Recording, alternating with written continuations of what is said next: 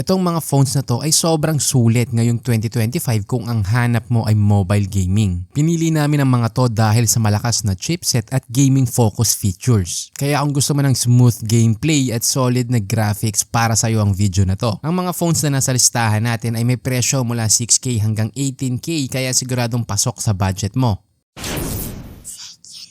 Ang una sa ating listahan ay ang Itel RS4. May 6.56-inch IPS LCD 120Hz refresh rate at 269 ppi. Naka-Helio G99 Ultimate on 2 to score na around 423K, 8GB RAM, 128GB storage, expandable hanggang 1TB at naka-Android 13. Itagdag mo pang 50MP main camera, 5000mAh battery at 45W charger. May SRP na 6,049 pesos. Under 10K naman, ito ang pinakasulit dahil sa napakalakas na chipset, ang Nubia Neo 2 5G. May 6.72-inch IPS LCD, 120Hz refresh rate at 392 ppi. Naka-Unisoc T820 on 2 to score na around 454K, 8GB RAM, 256GB UFS 3.1 storage, shoulder trigger button at naka-Android 13. May 50MP main, 6,000mAh battery at 33W charger. May SRP na 9,994 pesos. Aside sa malakas na chipset, isa pang nagdala dito ay ang pagkakaroon ng shoulder trigger button. Malaking advantage to lalo na sa mga naglalaro ng FPS games tulad ng CODM at PUBG. Ngayon kung ang focus mo ay gaming at may magandang camera, andyan ang Poco X6 Pro. May 6.67-inch Flow AMOLED 120Hz refresh rate at Gorilla Glass 5. Naka D8300 Ultra on 2 to score na around 1.3M, 8GB RAM, 256GB UFS 4.0 storage, Android 14 at up to 3 major Android upgrades. Ito din naman ang kagandahan sa Poco na lagi nilang sinasabi kung ilang OS updates ang meron ang bawat device nila kumpara sa Tecno, Itel at Infinix. Idagdag mo pa ang 64MP main, 8MP ultra wide, 2MP